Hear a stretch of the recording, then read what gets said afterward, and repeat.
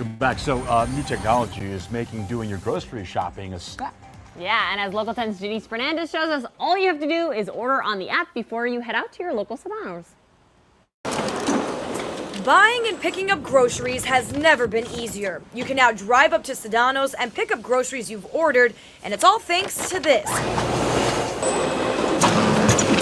Miami's first ever robotic supermarket. We want the customers to feel more comfortable coming to our locations by purchasing online and then having added time to spend with their family at no extra cost with the same prices as in the stores, and then give them the flexibility to just make their life a little bit easier. Sedanos teamed up with Takeoff Technologies to create what's being called a micro-fulfillment center. The 10,000 square foot warehouse services 15 Sedanos. This is a way for local grocery stores to actually thrive in an online environment. This is how it works. First, you use the Sedanos app to shop, pay for your groceries, and select a pickup time. Then, at the fulfillment center, the process begins. Items on your list picked out of more than 6,000 bins in the warehouse. On the conveyor belt, they go, where a Sedanos employee bags your items.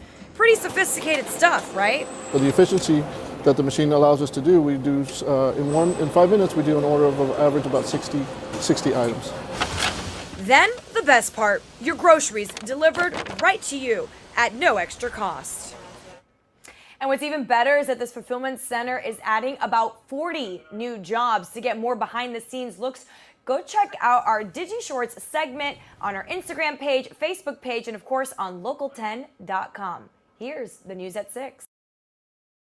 ¿Cómo están? Hoy les voy a mostrar cómo es un supermercado, pero no es un supermercado cualquiera, es un supermercado super latino con cosas típicas de muchos países que ahora les voy a comentar, y obviamente que estoy en Estados Unidos, lo cual lo va a hacer más extraño aún. Como todos saben, hay mucha influencia de los latinos en Estados Unidos, especialmente en el lugar que estoy ahora, que es Miami. Todo el estado de la Florida está repleto de gente de todos los países, especialmente de Cuba, de México, de Puerto Rico, de República Dominicana, incluso de Argentina. Hay de todos los países. Por eso va a ser muy entretenido, muy divertido ver qué cosas, qué productos típicos hay de cada uno de estos países y mostrárselos en este video para que veamos qué opciones hay, y si ustedes lo reconocen alguno de los productos, por favor quiero que comenten sobre esto abajo en los comentarios. Y antes de empezar el video les quiero comentar que seguro, por lo que estuve averiguando, vamos a encontrar también algunos productos incluso de Chile, de Argentina, de Brasil, de Colombia e incluso hasta de Perú. Así que va a ser un video muy divertido. Vamos a ver cuáles de estos productos ustedes los reconocen, cuáles los consumen en su país de origen, cuáles les llama la atención que estén en un país tan lejano como es Estados Unidos. Vamos a entrar al supermercado y empezamos.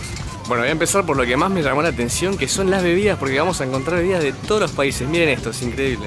Amigos de México, cuéntenme si alguna vez tomaron jarritos de mandarina, tiene pinta. Y ahora les voy a mostrar otra que es de mis favoritas, que me encanta. La Inca Kola de Perú. Yo la probé en Chile, no he estado en Perú aún, así que quiero ir a probar la original, pero es una de las bebidas que más me gustan. Tiene un sabor bastante artificial, pero me encanta. Y la venden en todas las versiones. Tenemos como estas botellitas, tenemos unas latas, que dice de Golden Cola. Qué grande Inca Kola. Bueno, acá tenemos un clásico de Colombia, colombiana, y si queremos algo más de Colombia tenemos esta Ambasador, sabor manzana. Esta es una bebida muy típica de Colombia. Amigos de Venezuela, díganme si alguna vez no tomaron colita, la venezolana. Tenemos acá también, como ven, cosas de Venezuela. Tenemos también de Nicaragua, cola roja, a ver si hay algún amigo de Nicaragua que me diga si la conoce. Bueno, después tenemos bebidas un poco extrañas que no son latinas, pero que no se consiguen en otro supermercado, como una Cherry 7up, o esta que es de uva, algo no muy común en un supermercado latino. Esta bebida que es de frutilla, fresa, como dirían en México, y limón. Esta que dice que es de root beer. Si alguno sabe si esto es cerveza o no, que me lo digan en los comentarios, por favor. Y miren, esta también muy rara, Canada Dry de Blackberry Ginger Ale. Esta la quiero probar. También está esto que es muy raro, que si bien está hecho en Estados Unidos, decía, pero es como una soda de coco. Y esta que dice mate beer, no sé si estará hecha a base de mate. No es argentina ni uruguaya, ni tampoco paraguaya, para que no se ofenda a nadie. Estaba hecha en Estados Unidos. Y esto, si bien es de acá, es muy típico también este sabor en Centroamérica, que es la gaseosa de piña. En Argentina por lo menos no existe, pero sé que en otros países está. Por ahora es lo único que encontré de Argentina, pero lo más típico, no podía faltar un mate. Miren, justo Cruz de Malta, una muy conocida de Argentina, que justamente es una de las más conocidas, una de las yerbas mates más conocidas que hay en el país. Amigos, les voy a mostrar algo ahora de lo que me enamoré, una cosa que es riquísima acá en Estados Unidos y que obviamente es de otros países, y cada uno le pone su nombre, que son estos. Son como unas bananitas o plátanos, depende de cómo le digan en cada país, que son, supongo que fritas u horneadas, después déjenme en los comentarios, que en Colombia le dicen patacones y en Venezuela y Cuba tostones. Ustedes, si son de alguno de esos países, explíquenme bien de qué están hechas, pero son riquísimas. Acá se ve bien en este envase, como dice, hay tostones o patacones para el otro país. Y también acabo de encontrar otra forma de decirlo que es muy chistosa. Conchitas de plátano. La verdad que suena muy raro, no sé si me comería eso con ese nombre. En realidad lo que cambia es la forma de cortarlo. Como ven, tiene forma de conchitas. Y así es como se llaman en Estados Unidos, plantain chips. Ese es el nombre que tienen acá. Y esto es algo muy típico también de Latinoamérica, que se llama yuca, que ahora se puso muy de moda en Argentina y lo reemplazan a veces por la batata o por el camote. Y están muy buenos. Bueno, me fijé en Wikipedia para ver de qué está hablando y dice que también se le dice mandioca. Yo la conocía más por mandioca también. Y que es de Centro y Sudamérica, así que es nuestra, amigos. Y por si alguno le intrigaba cómo eran por dentro, acá se puede ver bien cómo son los plátanos fritos. Son como un pedacito, como una lonja de plátano que la cortan. Tiene sal. Están muy buenos, ya probé varios y me encantaron. No solo la Inca Kola estaba de Perú, también está esto. Díganme si lo venden en Perú los amigos peruanos. Piki dice que es un producto peruano. Ahí tenemos la banderita, en varios, hay unos cuantos de estos. Acá de nuevo tenemos la banderita peruana. Esto que dice aderezo para anticuchos. Uy, qué rico los anticuchos. Bien, esto amigos, Argentina presente nuevamente masa para empanadas, no podía faltar. Algo muy típico de Argentina. Además se llaman la Argentina, o sea, recontra Argentina esto. Bueno amigos, y ahora vamos a ver si hay algo de Chile, porque el vino es infaltable. He estado en países como Japón o en China, lugares muy extraños en los cuales no me imaginé que iba a haber vino chileno, y lo había, está en todo el mundo. Así que ahora vamos a ver si lo encontramos acá. Efectivamente, los vinos chilenos infaltables. Acá tenemos un Cabernet Sauvignon de Colchagua. El Casillero del Diablo, que díganme los amigos de Chile si me equivoco, pero creo que es el vino más vendido de todo el mundo, de Concha y Toro. Otro clásico de Chile, el Santa Rita, y además el Pinot Noir, que es una de las cepas más conocidas y más típicas, aparte del Cabernet, en Chile. Y también infaltable, en Sauvignon Blanc. Esta marca que no la conocía, díganme los amigos de Chile, se la venden, papi, yo por lo menos nunca la había visto, y que está incluso en versión moscato. Está también este Frontera, que dice que es de Concha y Toro, son enormes, miren.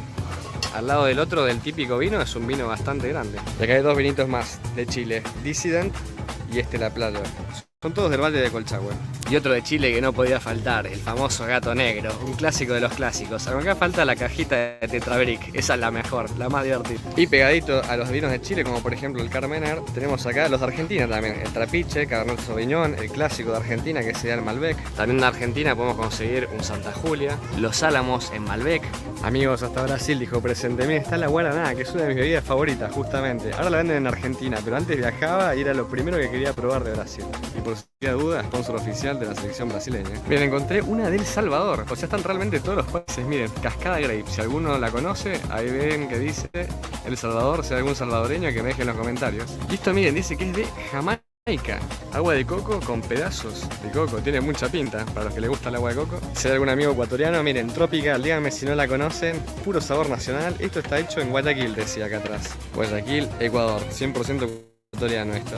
Acá encontré otra de Jamaica que dice que es la bebida genuina, la oficial. No sé, igual dice champán. No sé a qué sabrá esto. Si alguno sabe, que me digan en los comentarios. Los amigos de México, miren, se puede conseguir clamato, increíble, si no, no es lo mismo, no es la misma michelada. Así que la gente de México puede venir acá tranquilamente, que consiguen todo. Bueno, acá estoy en una de las partes que me hice fanático gracias a México. Después de haber comido tanto picante, ahora me voy a traer uno más. No puede faltar en mis comidas y me encanta el picante que hay en México. Ahora les voy a mostrar las opciones que hay acá en un supermercado latino en Estados Unidos. Tenemos acá el Cholula, que lo vi en México en todos lados, que hay uno de chipotle, por ejemplo, chile y ajo, chile y lima, pimiento verde. Después están estos de Goya, que ya directamente lo ponen en español, salsa picante, hot sauce. Bien mexicano este, México lindo, salsa 7 mares, ese tiene mucha pinta. Y después acá el habanero, que me hice adicto a este, seguro lo vieron en el video que hablaba sobre los supermercados en México. Tenemos un montón de opciones de salsa picantes, acá también otro habanero. Para que se den una idea de la cantidad de salsas picantes que hay, miren, es todo esto, toda esta góndola entera y sigue todo eso picante. Después, por favor, los amigos de México, quiero que me digan de alguna de estas si las conocen o cuál es su favorita. Quiero saber cuál es la que ustedes consumirían si estuvieran acá. ¿Cuál es su favorita? Para mí, yo supongo que sería Cholula. Díganme si esa es la mejor o si hay otras. Bien, otra cosa súper típica, la harina pan, que se usa obviamente en Colombia y en Venezuela. Y hay un montón de opciones. Está esta que es de la famosa marca Pan. Hay en dos versiones, no sé cuál es la diferencia. Pero también está Doña Arepa. Y hay un montón de cosas obviamente para después hacerlas uno a su medida. Está la típica maicena, que esta dice que es importada de México. Y algo típico de México que en el viaje comí también muchísimo son las tortillas. Estas tienen bastante pinta, pero las que había en México eran riquísimas. No sé si les van a llegar a la altura. Miren la cantidad de tortillas que hay, es impresionante. impresionante. Hay de todos los tamaños, estas son enormes. Después están estas que son más chicas, que son de choclo o elote, como le dirían en México. Acá dice incluso un sabor de México. Estas son soft taco. Toda esta góndola entera es solamente de tortillas. O sea, es para hacerse un festín de tacos. Y acá tenemos todas las salsas típicas para hacer unos tacos. Y obviamente no podían faltar los chiles. Típicos chiles de México.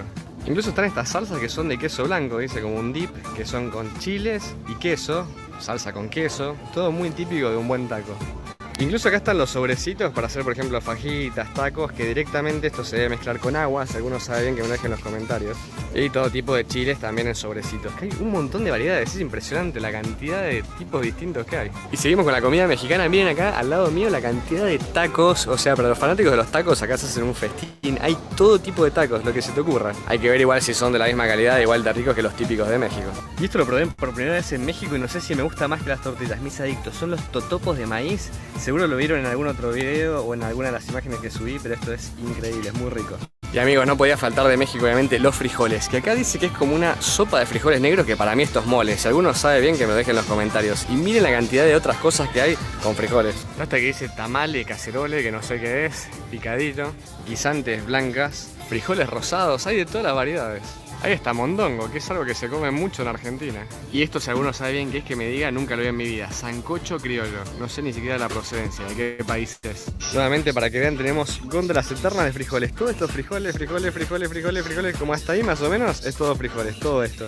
Algo que vi muy común también en México y que lo tienen acá en Estados Unidos son los chicharrones. La verdad que no los probé, díganme en los comentarios si son ricos. A mí la verdad que no me llaman la atención, pero lo vi en todos los supermercados que fueran de comida latina. Incluso, como no podía faltar, hasta con chile y lima. Estos deben estar un poco más ricos. Y encontré acá unos croissants que, bueno, originalmente son de Francia, pero en Argentina se comen mucho y se les dice medialunas. No tienen la misma pinta que las de Argentina estas. Acá tenemos igual congelados, tostones y también pequeños. Eso se ve muy rico.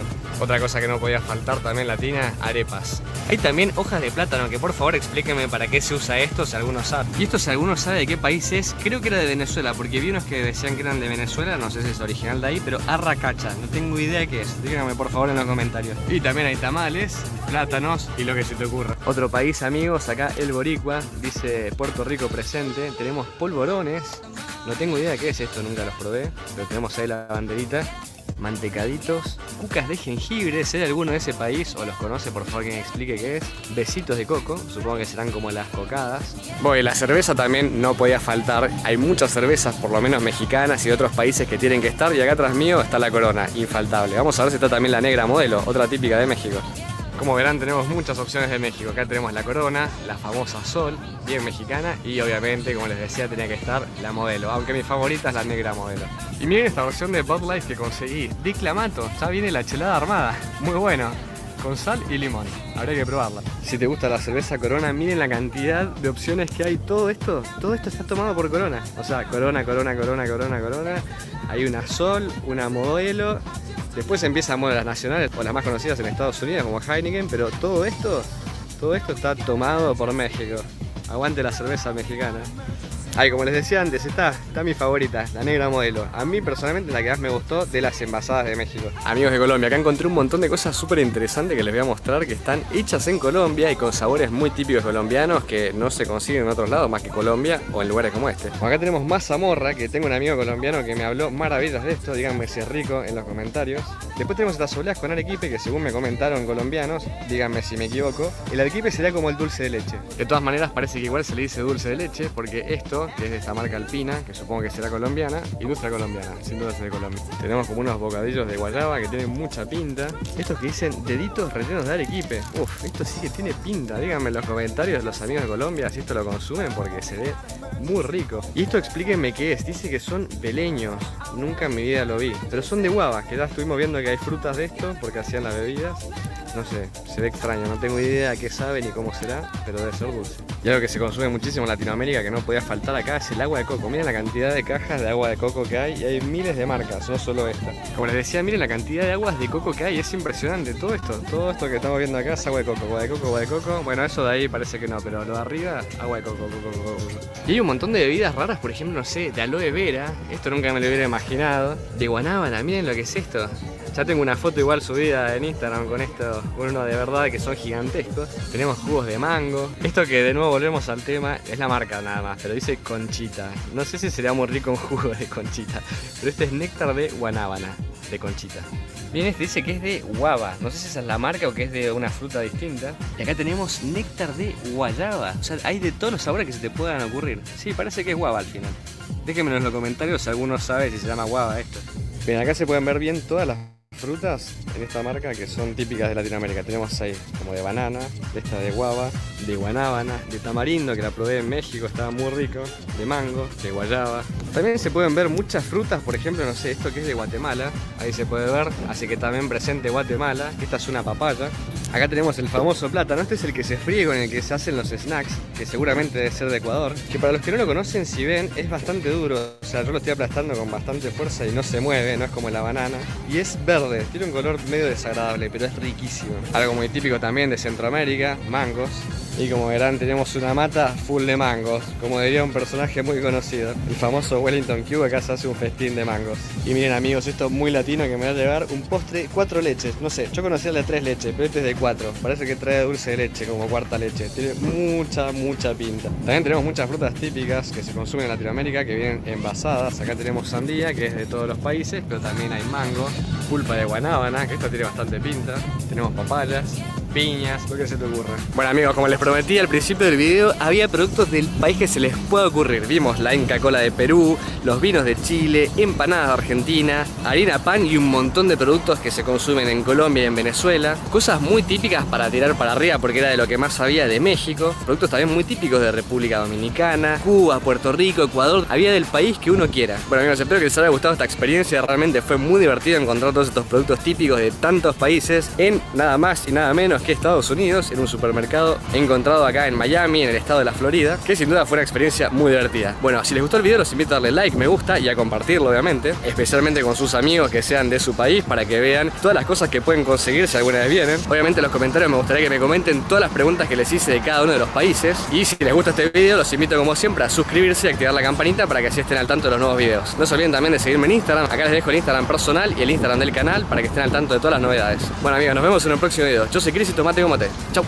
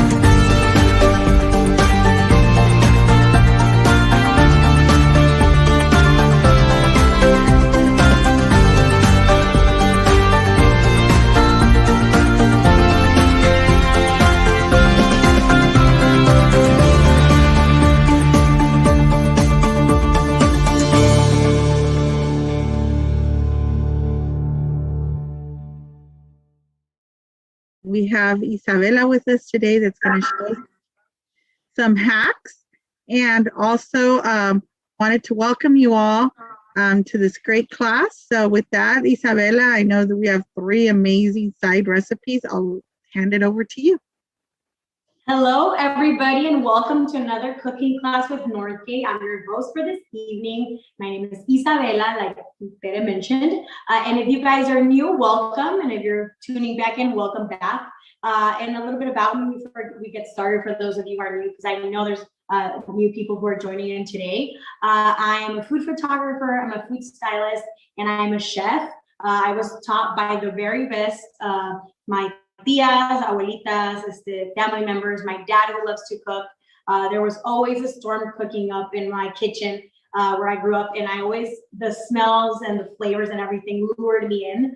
And you can basically say that I learned to cook por metiche because I was always in there trying to sneak a peek of what was going on. And I started cooking from a really young age. And then when I grew up, I decided to pursue my love for photography. And then I never stopped cooking. But I was very blessed to, in one point, combine my both two passions, which is food and photography. So that's what I do now, and I develop recipes, and I cook, and do a bunch of things. Lady multitask.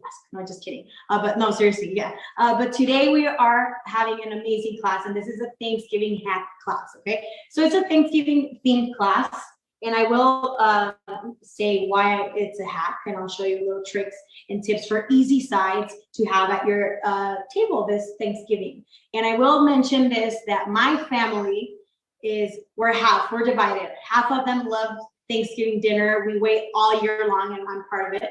And the other half, which I won't mention, don't love Thanksgiving, but they always end up eating the food and loving it. But they're like, not the biggest fans of the traditional Thanksgiving. So that's why I kind of always switch it up every year. So they like the dishes, and we're doing a little twist on traditionals, okay? And I bought all my ingredients at my local Northgate, and we are going to start with our chipotle glazed butternut squash, because that we're actually gonna cook together in the oven. So your oven should be preheating or heated to 400 degrees Fahrenheit, and we're gonna start with the butternut squash, so we can place it in, and we'll see the results at the end. And if you guys have any questions, please place them in the chat, and we're happy to answer them, okay? And yeah, let's get started, you guys. So our first side dish is our chipotle glazed butternut squash, okay? So we're gonna need 20 ounces of butternut squash cut into cubes, which I have right here, then peeled, seeded. You can sometimes find a cube like this, or you can actually buy it and peel it and cube it, okay? So here's 20 ounces of that, and we're gonna place them in a bowl, and what we're gonna do is we're gonna do a little drizzle of olive oil in here. We're gonna season with salt and pepper. And we're gonna give these guys a little toss, okay? So that they're evenly coated, just like that. And what I'm gonna do is I'm gonna add a little more drizzle of olive oil. Oh, and I'm also going to be baking them on a baking sheet. I like to use these silicone mats because they're really easy and nothing sticks to them. Or you can also use parchment paper, or you can also use aluminum foil, okay? And please use something, because they will, since we are gonna make a glaze with these and add it to these butternut squash, you will need something because it's gonna stick, because it has honey, and it has, and that's gonna be basically glue, okay? So please coat your baking sheet. So in here I have my butternut squash, drizzle of olive oil, salt, and pepper, okay? And what we're gonna do here, I'm gonna move this so you guys can see. What I have in here is 3 tablespoons of butter, unsalted butter, and this is gonna be your glaze, okay? We're also gonna be using, and I'm gonna use the same spoon because it's cool. And we're gonna be using 3 tablespoons of honey. So this is the glaze that we're gonna coat our butternut squash, okay? And then we're going to add that little kick of 1/3 cup of chipotle in adobo, okay? And these flavors, and this is a glaze that I've used before, and if you watch my classes, I've used this before to glaze salmon and then cook it in the oven. I do it with chicken pieces as well. So it's just a really nice go-to glaze. What I'm gonna do is I'm gonna mix like that. Okay. We're also gonna be adding to our butternut squash half a tablespoon of chopped fresh thyme, okay? That's gonna give it a really nice flavor. We're gonna toss this as well. And thyme just reminds me of the holidays. So I like to add it into this dish because it's very holiday-y. But this glaze, if you have family members who are like, ay, no me gusta la calabaza, guacala, boring, they're gonna like this one, okay, I promise, because it's super, it's sweet, it's not tangy, but it's smoky because of the chipotle and the honey, so it's really good. What we're gonna do is we're going to toss. We can show them. We just toss a bit. So my butter was melted, but it's a little cold in here, so it returned into room temp.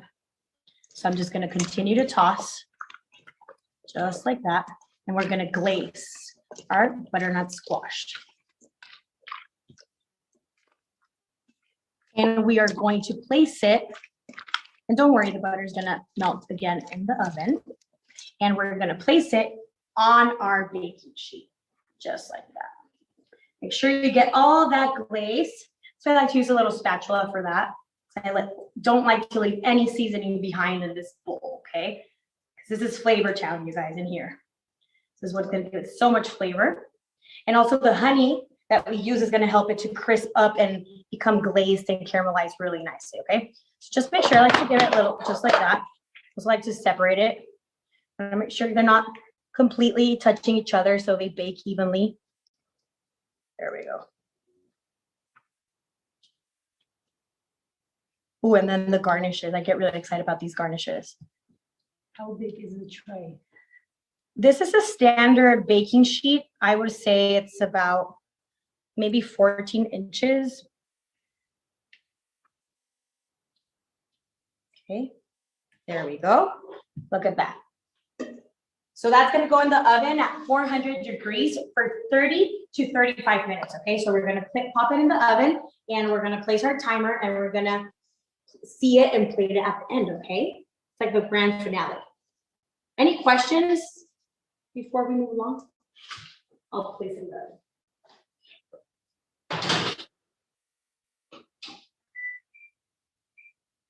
There we go, 30 minutes.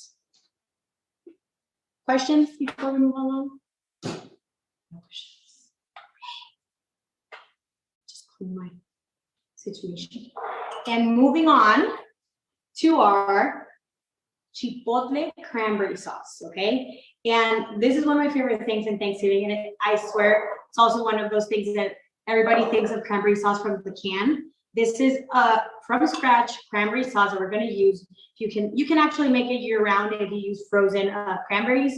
You can buy them fresh and freeze them up, or you can also buy them frozen, okay? So this is a very versatile sauce. You can use it, honestly, you can serve it over some cream cheese and crackers and make like an appetizer, or you can glaze some chicken, or you can, oh, and my favorite thing to do with this sauce is leftovers.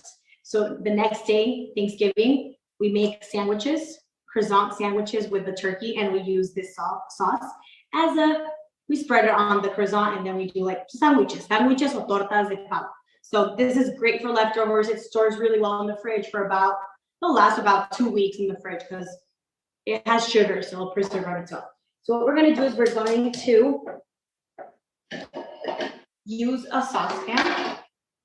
And what we're gonna do is first we're gonna melt the sugars, okay? So we're gonna do 1 cup of water in here. And we're gonna do 1 cup of sugar. And we're gonna do half a cup of piloncillo. You can find it like this is a piloncillo cone, but they're normally a standard size. And you can also find them at Northgate like this. Little cubes, and they're actually easier to melt and easier to dissolve. So what we're gonna do is we're gonna do 1 cup of sugar and half a cup of piloncillo. And they're also so cute. Okay, so we're gonna get this going, and I'm gonna turn the heat up so we can we're just gonna cook this until the sugar dissolves, and then we're gonna add our cranberries, okay? But we're also adding chipotle, We're also adding 3 tablespoons of chipotle adobo sauce. We're adding the zest of 1 orange, which I love the flavor combination. I promise it's good. Trust me. Okay. And these are our 4 cups of fresh cranberries. Question. Yes. How many little piloncillos go in there? I added 4, and that's about half a cup. You can also chop it up or grate it, so you can actually. I make this a lot, so I know how many it is. So it's 4 little ones. Okay, it's 4 little ones, and Question. Yes. Can we substitute piloncillo with brown sugar? yes, you can. And I was going to mention that you can also substitute it with coconut sugar if you don't want to. You can also do it all coconut sugar if you don't want to do like refined sugars. But yes, you can definitely sub for brown sugar. Questions? No questions. Just gonna move this a bit. Sugar is gonna be faster to dissolve, and piloncillo might take a little longer. So no, it's fine. We're good.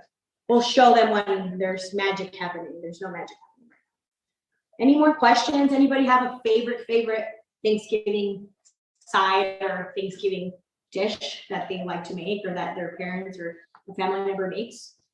Sweet potato. Sweet potato casserole? Marshmallow. Yeah, that's one. You, lady in the corner, favorite Thanksgiving side or dish? She's from the other half. She's from the dark side, but we'll ask her what's her favorite.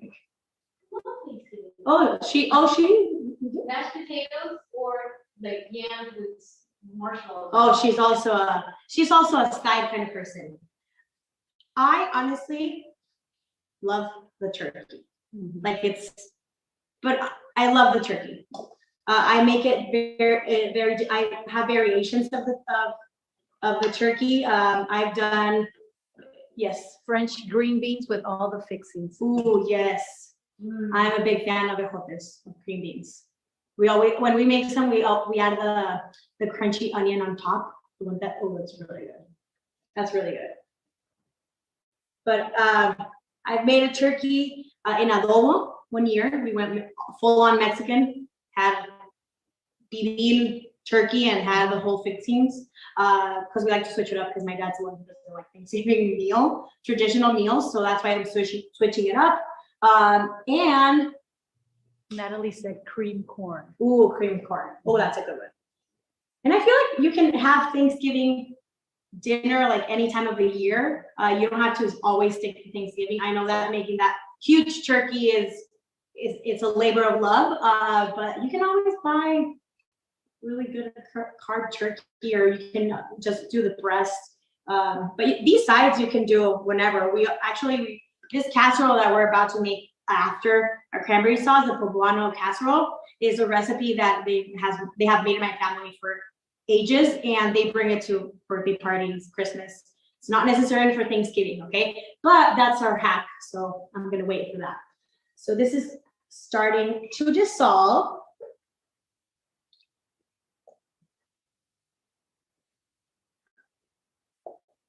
So it's basically sugar water, okay? Any questions? No questions? I'm going to add the lid just so it helps it a little bit. Should I start my poblano rice while we do that? Okay, let's do that. I'll just tell you the ingredients and then. So this is the poblano rice casserole, so that dissolves, okay? So we have in here are 4 cups of cooked rice, okay? I have 2 cups of shredded Monterey Jack cheese. I have 1 cup of corn. You can do fresh, you can do roasted, you can do canned, you can do frozen, it's your choice. And here is our wonderful hack, and one of the things Northgate that I will always buy when I'm at Northgate. So this is 1 liter, 1 litro de rajas con crema, okay? Rajas preparadas de poblano, rajas, okay? Super easy. You can cook that rice one day ahead. You can actually assemble this casserole one day ahead and then just pop it in the oven the day that you are actually going to have Thanksgiving or have your meal. So it's a great thing to prep ahead, and it's super easy to make, and it's really good if you're going to see.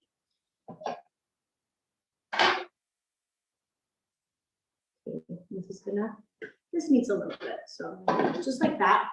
And then what else we need? Oh, you need the crema.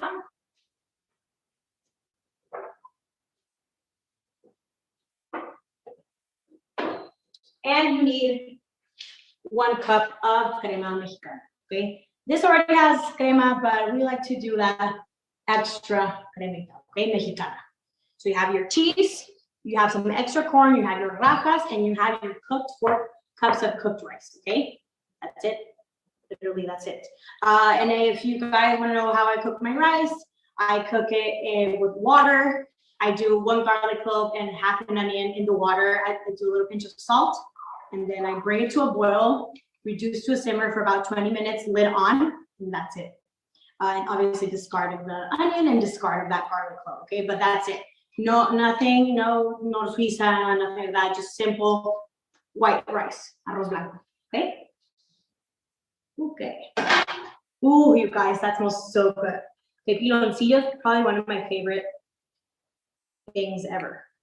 I actually went to I went on a trip this weekend, and the on the house dessert was these los cochitos de piloncillo, layers of piloncillo, but they were so good.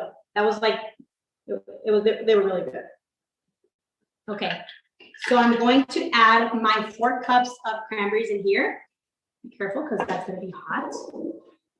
And I'm going to return my cranberry situation, sugar situation, to a boil, okay? You can show them. So I just placed my 4 cups of fresh cranberries in here. As you can see, here's my cranberry. Oh, we have a white one.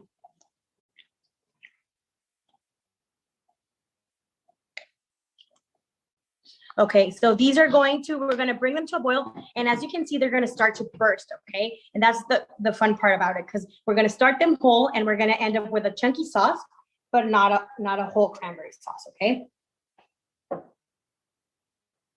So we're gonna bring these to a boil, and you see they're starting to burst. Okay, I'm just gonna close it up. I'm gonna start. And they actually sound like popcorn. They start to pop, like literally pop. Okay, and this sauce, because I really like cranberries, and this sauce, cranberry sauce. Honestly, the regular one I feel it was always so boring, and I always wanted to add that little kick. And I decided to add some chipotle and some piloncillo, because piloncillo has a different flavor. You can definitely use a brown sugar to substitute, but piloncillo has I don't know, it has a flavor of its own. It's a little bit, I wouldn't say it tastes like cinnamon, but it just tastes a little bit different than brown sugar, okay? It's basically, it's not non-refined sugar. I believe that's what it is. Yes. Oh, and this smells so good. Ahora sí ya huele a Thanksgiving. Okay, good. So these are going to continue to cook, and they're gonna. So we're gonna cook this. After it boils, we're gonna return this to a simmer, and we're gonna cook it for about 10 minutes. Okay.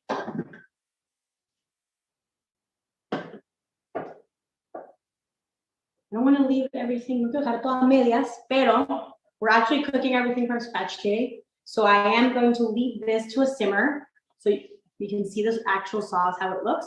And then we're going to move on to our casserole, okay? Let's move on to our casserole. Because we have a lot of different cooking times, okay? So in here, 4 cups.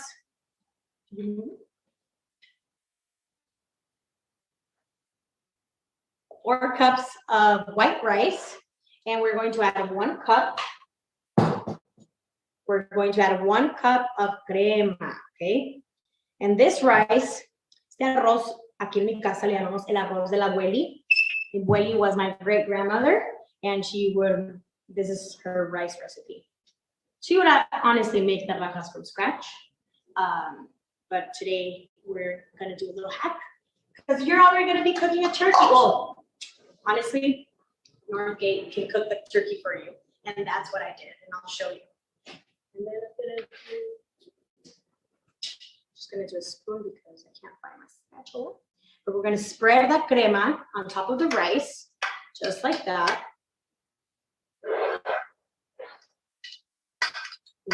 Oh, there we go. It started to boil and it smells really good. There we go. Ooh, ahora sí, güey. Nice. And it's also gonna, those cranberries are gonna burst and they're gonna pop, and this sauce is going to turn red. The cranberries, and then we're gonna add the chipotle. I'm just gonna let that cook right there while I continue to spread my 1 cup of crema mexicana. Any questions, you guys?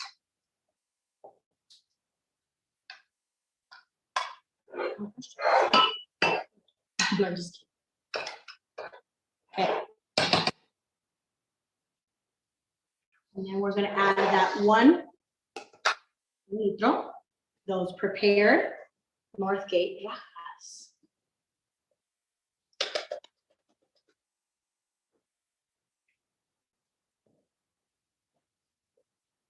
Spread it out, spread them out. Oof, because this is one of my favorites. El arroz de la abuela.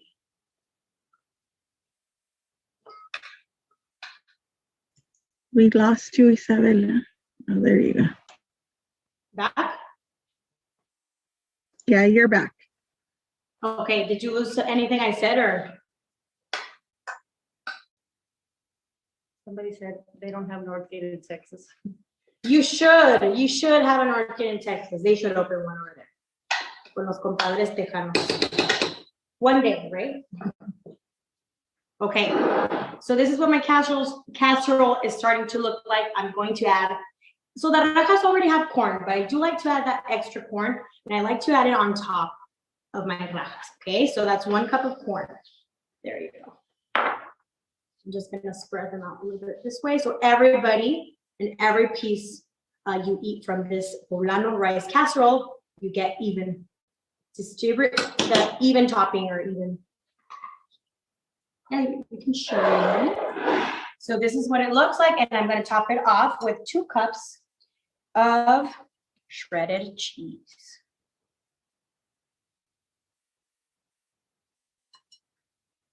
Ooh, and this is going to go in the oven at 350 degrees. You can pop it in after your. You can pop it in after the butternut squash. You can also pop it in at 400. Just make sure that your cheese doesn't burn. There you go. Just like that. I'm gonna also pop it in the oven. I'm gonna check my cranberry sauce.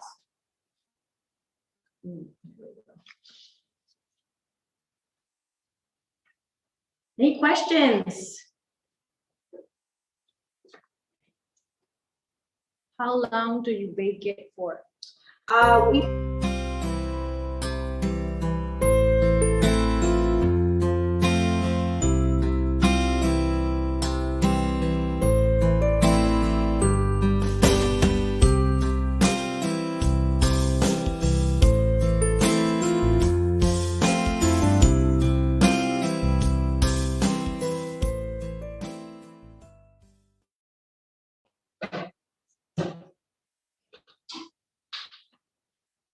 So that butternut squash is looking good. It's glazing, it's caramelizing in the oven. Ooh, and I can hear my cranberry sauce. And our cranberry sauce, we're gonna, not our cranberry sauce, our butternut squash dish, we are going to top it with fresh pomegranate kernels, chopped pecans, and I like to use extra thyme for decor, for garnish. And ooh, it's really good because that tanginess of the pomegranate goes really well with the sweetness of the glaze that we just made, and it goes really well with that chipotle. And like I mentioned, ooh, and you can show them how this is looking. Sorry about that, Nancy. Do you have a recipe for, and then one away? What do you mean? One? Can you repeat the question? Can you repeat your question? Sorry, I think we.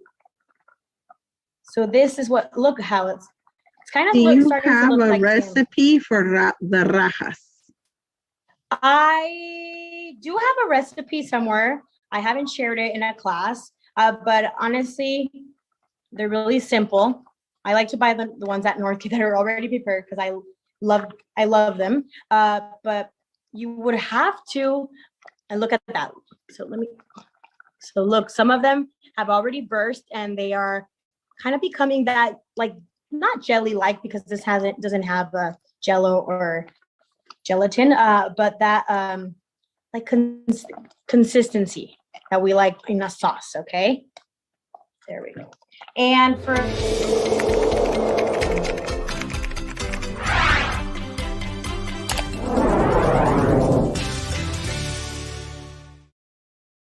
los pelas, and then you cut them in julienne strips. I like to add, some people add cheese, some people just add sour cream. I like to add sour cream. I also like to add onion, and I like to add corn.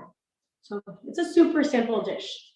You can also make tacos de rajas, quesadillas de rajas. It's a great veggie side. Oof. So now that this sauce has continued to simmer for about, we're almost there. But what we're gonna do is we're gonna add 3 tablespoons of chipotle adobo sauce in here. And we are going to add our orange zest from one navel orange.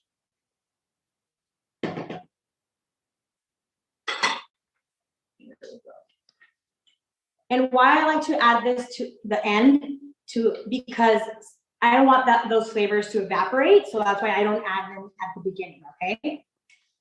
Oh, that smells so good. The chipotle, the orange, el piloncillo, so good. So this sauce, you can literally serve it over a cream cheese bar and serve it with some crackers and baguette. It's really good. It's great for dips.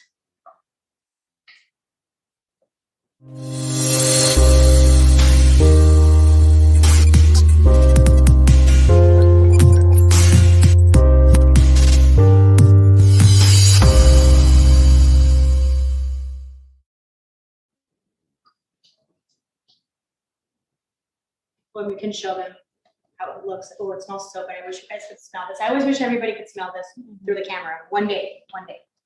So look at that. You can see some of that orange zest. You can see that it became a darker color. It thickens.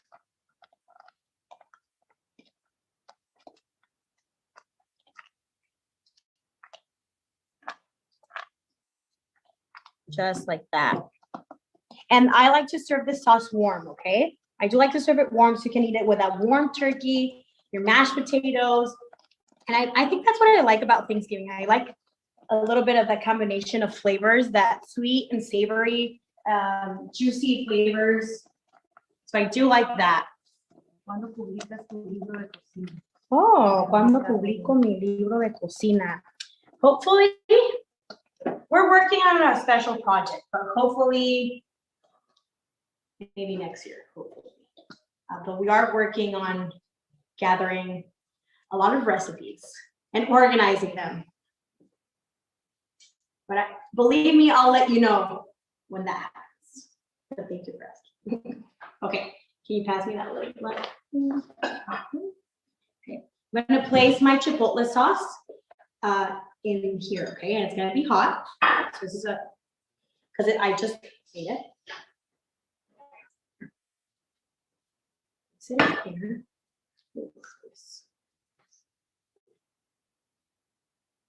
Like I said, you can wait till it's cold and store it in the fridge. You can make it a couple of days ahead. and snack on it. No, just kidding, but you can definitely make it ahead. You can have it stored. I like it to have it stored in the fridge and just use it for different things. So this is our, you see, it's almost as easy as opening a can of cranberry sauce, okay? But you actually made it. Vas a impresionar a la suegra con esta salsa. Can you show them? I feel like we're...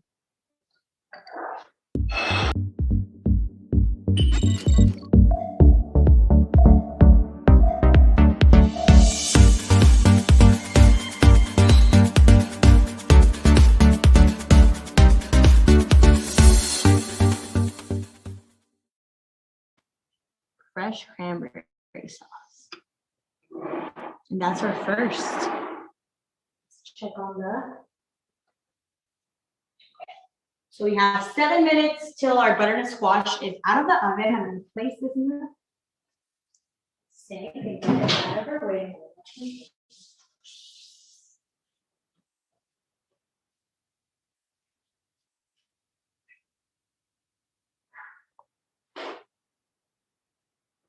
And these sides are really easy, nice shortcuts.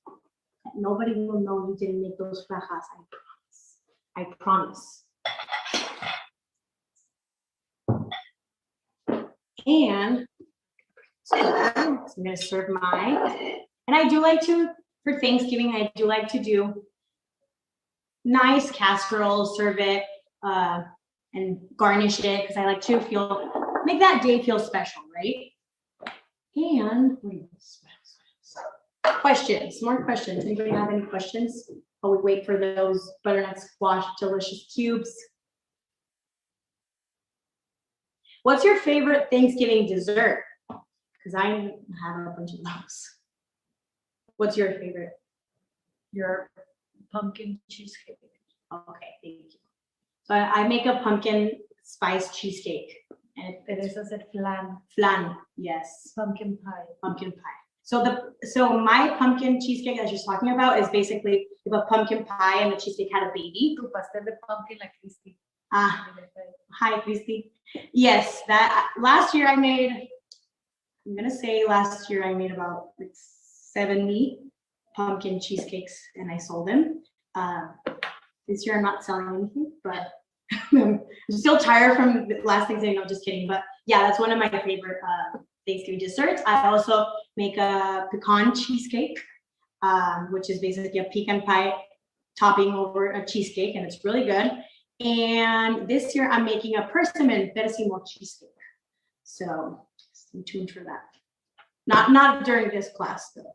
I'm just gonna make it for my family Thanksgiving because I love persimmons, and they're in season. So I love them. I love them. You're going to have to share the pictures when you make it. Yes, I will. It's an experiment. I haven't done it before, but I feel confident that it's going to taste really good. I said calabazas and tacha cheesecake. Ooh, yeah, that's also good. That is also really good. And somebody said Thanksgiving drink. Favorite Thanksgiving drink? Maybe. Oh, what's my favorite Thanksgiving drink? Girl, you asked the wrong person because I have a bunch of favorite drinks. Old fashioned, you like old fashioned? Well, old fashioned is my favorite drink, but I don't think it's my favorite. You know what? Maybe like a digestivo. Maybe like pear prosecco was the last year. Oh yeah, last year we had a pear cinnamon prosecco. So we made a pear puree with a little bit of cinnamon, and we added it to a champagne or prosecco bubbly, and it was really good. But maybe like I don't know, maybe like a frangelico on the rocks for Thanksgiving. Frangelico is a hazelnut liqueur, and it's after dinner drink, so it's good for the stomach, especially good after that Thanksgiving meal. So something like that on the rocks would be my favorite. Cranberry fruit, something. Try it, Isabella. Try that frangelico with a little bit of vodka on the rocks and sugar rimmed. It's called the chocolate kiss. That sounds so good. I'm actually gonna have to buy a bottle of frangelico now. I've tried it also with a foamed milk, like on top, and it's amazing. It's like a cocktail with a dessert. It's a dessert cocktail. It's really good. Yeah, that frangelico with that vodka and the sugar. It's called the chocolate kiss. And oh my Oh, God. really? Wow. I didn't know. And then it's also probably looks really pretty. So I'm gonna check. So that's looking really good. I have 3 more minutes left. And I'm going to plate my butternut squash, and then my casserole is still baking in the oven, everything's basically baked in that casserole. So what you want is you want it to heat up, and you also want that cheese to be like golden, buttery, delicious, crispy. Okay, so that's what we're waiting for. We're waiting for that. Veronica loves your dishes. Oh, thank you. Oh, the dishes or my dishes? I'm just kidding. Gracias. Let me look at the spatula. Oh, and all these dishes, most of them are from Home Goods, because I've been asked that question in my pictures I posted. So the black ones, these guys. But the only bad thing is that they're not oven. Let me show you. And they're black. They're from Home Goods. They're microwave safe, but I believe they're not oven safe. So that's why I baked everything in there. And I'm just going to plate it in here. So this is for my butternut squash. We're going to do granada. We're going to do some pecans. Yes.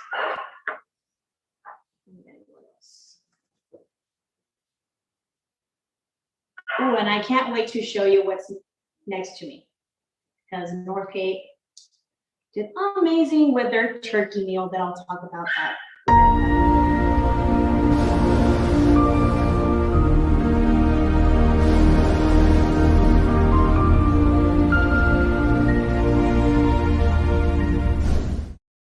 Because I have a round one and I have this like oval one, and I saw in a picture that we had the square one, the big one that I couldn't find. But I'm really glad you found them. So we're gonna take this out. Oof. So you can see what I'm talking about using this silicone mat, because this would have stuck to your baking sheet. Okay, I'm just gonna give them a little toss, because we still have that chipotle glaze right there. Oof. That thyme goes really well with these flavors, so I'm gonna plate now.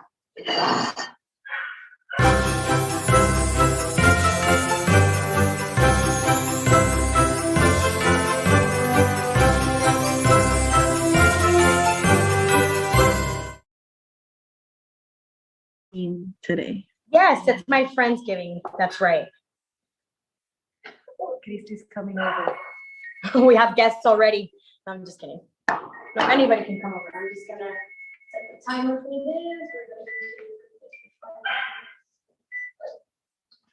this.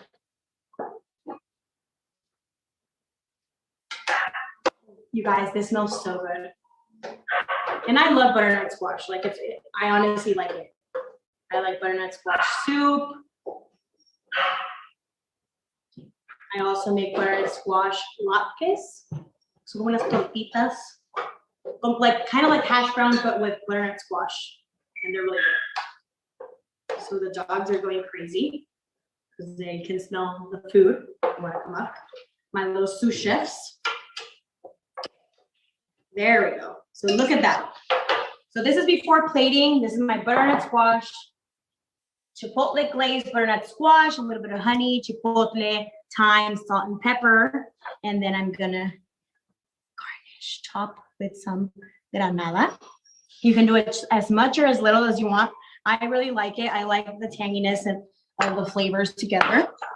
And I'm gonna add chopped. This is also going to give it a little bit of crunchiness, because your butternut squash will be soft and glazed and delicious caramelized. And this is going to give it that little kick that it needs. I will say that I will add a little bit of maldon salt on top, which is a fine, flaky salt that I like to cook with and finish off dishes with. So I would add a little bit of that on top. Isabel Ramirez wants to know if you can store the butternut squash. Like make it ahead, and then yes, you can, but I will definitely say that if you bake it ahead and store it, I would store it in an airtight container. I wouldn't do toppings, and I would actually bake it that same day again, maybe on a low broil, so you can get that. You don't want to lose that little like caramelized crunchiness. So you can, but that's what I would do in an airtight container.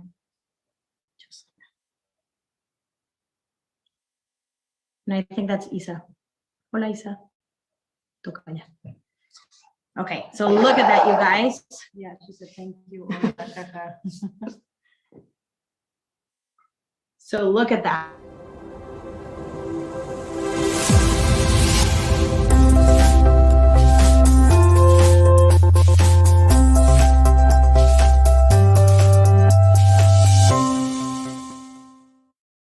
Cranberry sauce over here.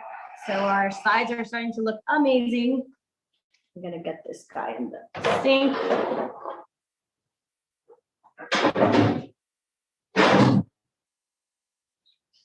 And for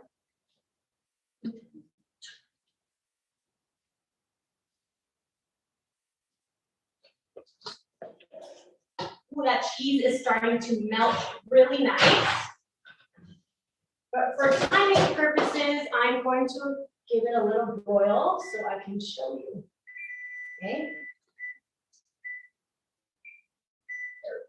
So I'm gonna, you can also do that at the end of the 25 minutes, but you will definitely see that by the end, it will get a little bit more golden brown. But I really want you guys to see this on camera, and I want to show you how it looks, how it bubbles, and how it's that cheesy, delicious melting cheese. ¿Qué más? ¿Qué más?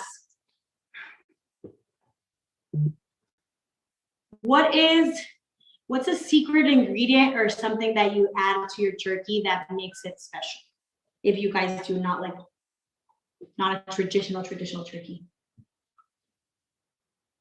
Because I have a bunch, like a bunch. And I'll say, I always make it different. I always try to make it, I always have my base, which is the same one, but sometimes I go crazy. Like one year I've added 7-Up to our turkey, and it was really good.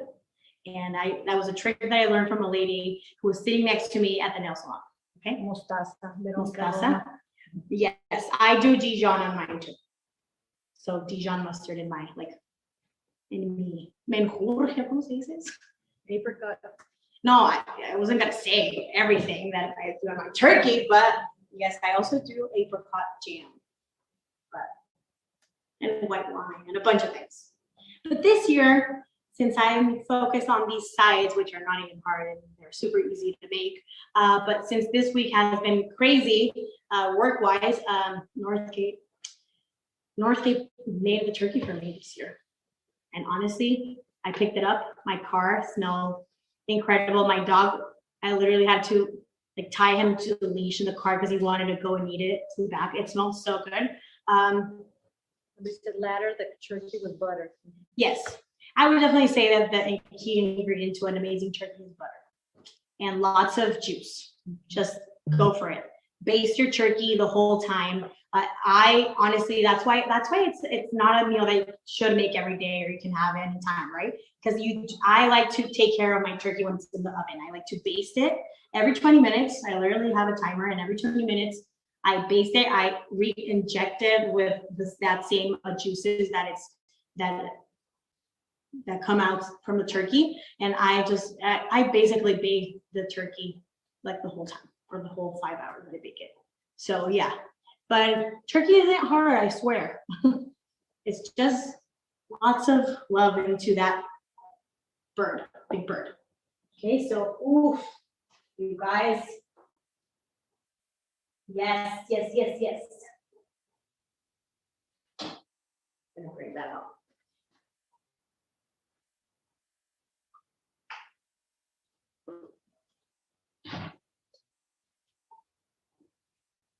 Look at this, you guys. Huele muy rico, muy rico. That So looks look at that. amazing.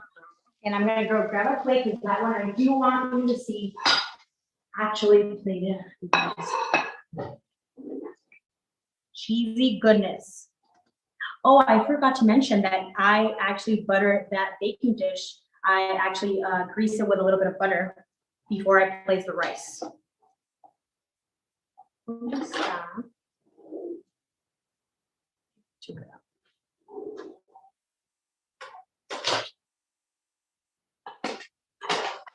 This is what happens when you have 1,000 kitchen utensils.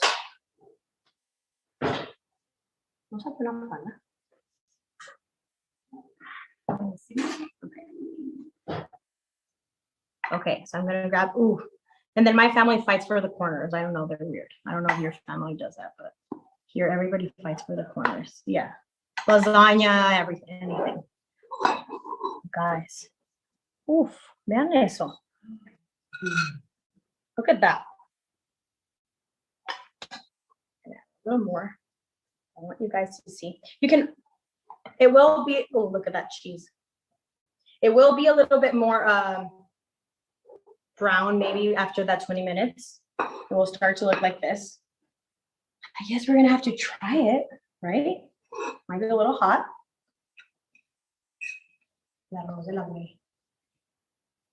She would be proud. I don't know if she would be proud that I did a little Thanksgiving hack, but no, she'll be proud. You guys, we literally just finished this whole thing up. It's so good. Look at that.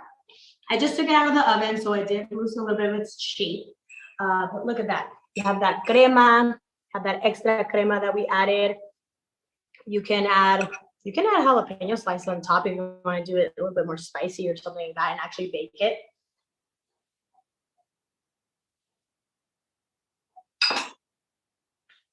So good.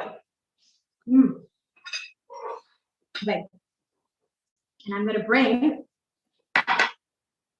my fabulous Thanksgiving hats and sides this way.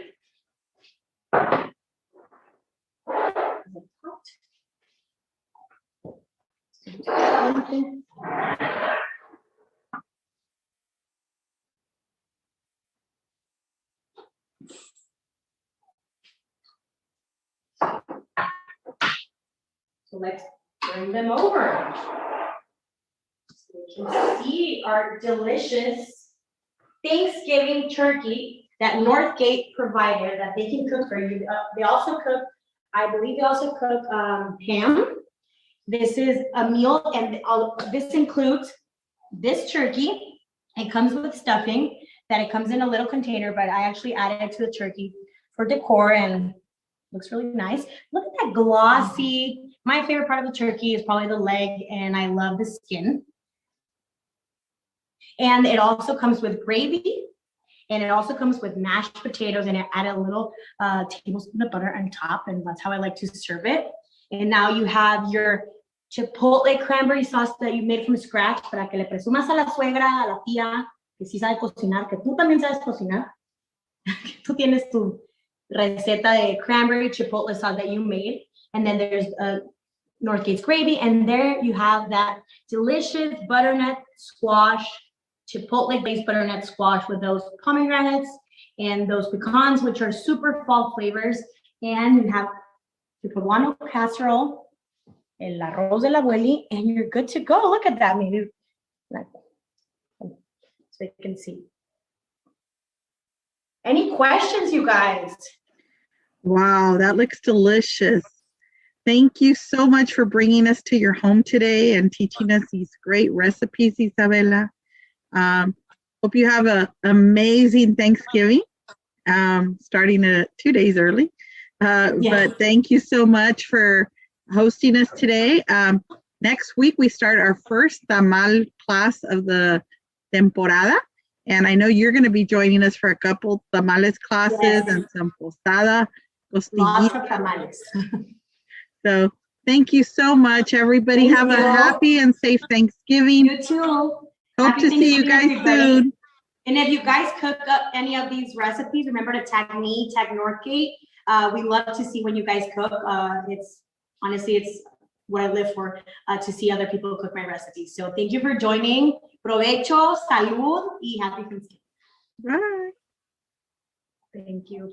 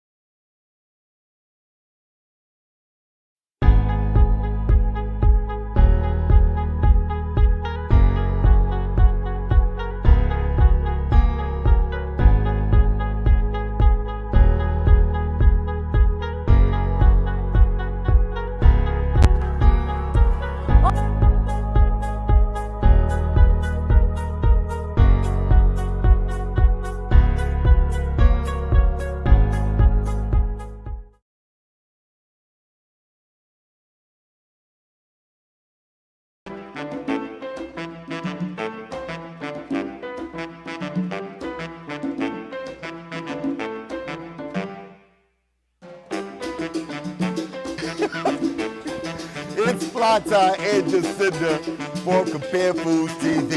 ¿Qué tal amigos? Soy Josie González y junto a Joel Silverio.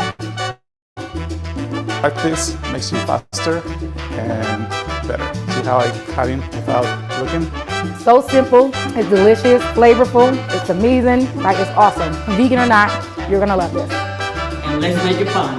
You can add any kind of sprinkles, you name it, just be creative. Oh yeah, this is phenomenal. I'm Chef Julia. Ciao.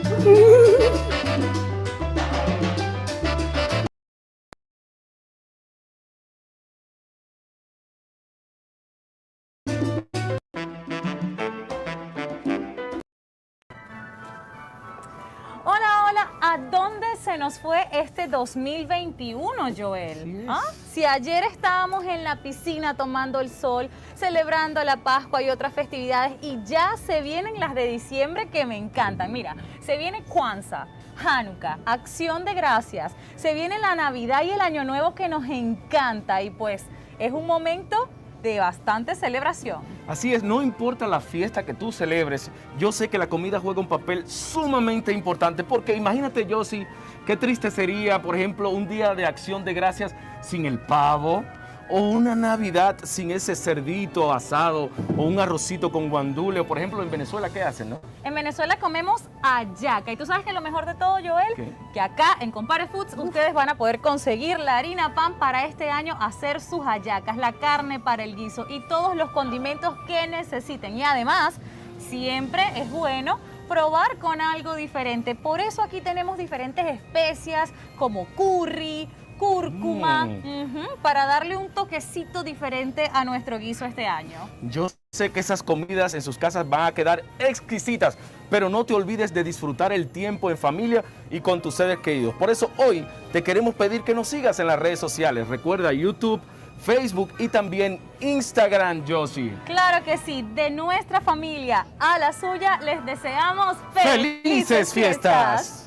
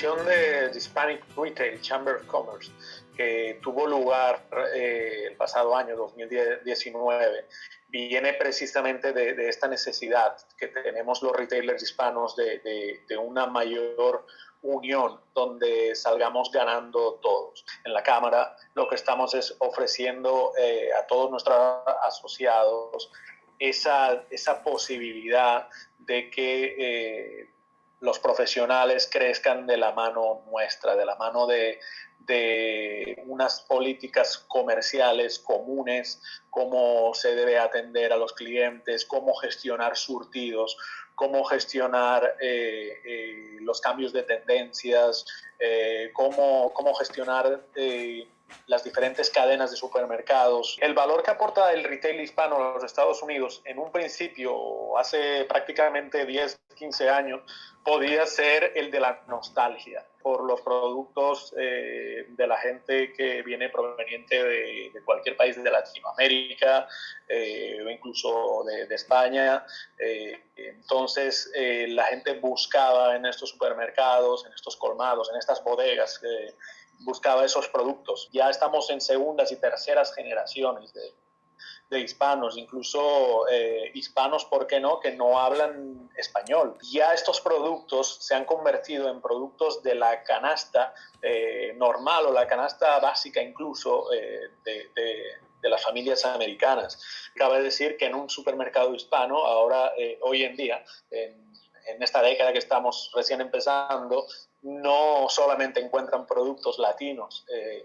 Hoy en día tú vas a cualquier cadena como Norgate en California, Vallarta, El Rancho en Texas, Sedanos en Florida, muchas cadenas. Puedes encontrar lo mismo que prácticamente encuentras en los tradicionales supermercados de los Estados Unidos. Y ojo, con una calidad inmensa, con un servicio y unos precios en igualdad de condiciones que los big players. Nosotros al cliente lo llamamos por su nombre y apellido y lo conocemos. Y esa es nuestra gran ventaja del retail hispano. El desafío del retail hispano frente a los tradicionales es muy grande. Y obviamente no va a ser o no es un camino fácil. Nosotros tenemos el desafío ahora mismo de apuntalar nuestro canal online. El retail hispano, los supermercados hispanos son tiendas tanto para visitar como para pedir desde la casa. El consejo que desde la Hispanic Retail Chamber of Commerce damos a los minoristas, al retailer que quiera empezar o que esté deseando invertir o estudiar una apertura en zonas que desconoce o empezando en esto, obviamente es que se asesore. Para eso estamos nosotros, porque somos un servicio. Nosotros les ayudamos en los territorios donde ellos estén interesados, aconsejándoles desde dónde invertir hasta también qué productos ofrecer según la location, según la ubicación donde ellos quieran estar. Somos especialistas en conocimiento de surtido, en conocimiento de consumo, y para eso está la Cámara del Retail. Está para ayudar a todos los retailers, y más si son medianos y pequeños retailers, porque el mediano y pequeño comercio es el que hay que cuidar. Nuestra misión y nuestra visión, que la Cámara es y sea la casa de todos los retailers hispanos en los Estados Unidos.